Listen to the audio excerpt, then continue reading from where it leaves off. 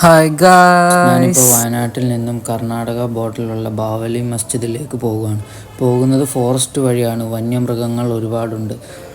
ആ കാണുന്നതാണ് കർണാടക ബോർഡർ. ഇത് രണ്ടും നമ്മുടെ ഇക്കാമാരും, ആ നടക്കുന്ന നമ്മുടെ തങ്ങളും. പിന്നെ ഈ സുന്ദരനെ നിങ്ങൾക്ക് അറിയാമല്ലോ ആരാണെന്നുള്ളത്. ഞാൻ പറയേണ്ട കാര്യമില്ലല്ലോ. പിന്നെ ഇതേ ഒരു സുന്ദരി ആട്ടുംകുട്ടിയൊക്കെ ഉണ്ട്. നമ്മളിതേ ബാവലി മസ്ജിദിൻ്റെ പുറത്തെത്തി. ഇപ്പം മഗ്‌രിബ് നിസ്കാര ടൈം ആയതുകൊണ്ട് എല്ലാവരും പള്ളി നമ്മൾ നിസ്കരിച്ചിട്ട് ഇങ്ങോട്ട് വന്നു. ഇനിയിപ്പോൾ ഇവിടെ തുറക്കണം. തങ്ങളവിടെ പുസ്തകം നോക്കും. നമ്മളകത്ത് കയറിയതേ ഇതാണ് മക്കാമ്. ഞങ്ങളകത്ത് സിയാറത്ത് ചെയ്തിട്ട് നമ്മളെല്ലാവരും പുറത്തിറങ്ങി. അവരെല്ലാം അങ്ങോട്ട് നടന്നു. നമുക്ക് ഇനി അങ്ങോട്ട് പോകാം. ഇതുണ്ട് ഗൈസ്, ഒരു കുഞ്ഞാട്, നല്ല അടിപൊളി രസമുള്ള ഒരാൾ. ഇതിനടുത്ത് കാറിനകത്ത് ഇട്ടുകൊണ്ട് പോയാലോ എന്നൊക്കെ ചിന്തയുണ്ട്. പിന്നെ വേണ്ടാന്ന് വെച്ച് അത് നോക്കിയപ്പോൾ ഇതേ പട്ടി ഓടി വരുന്നുണ്ട് അവിടെ.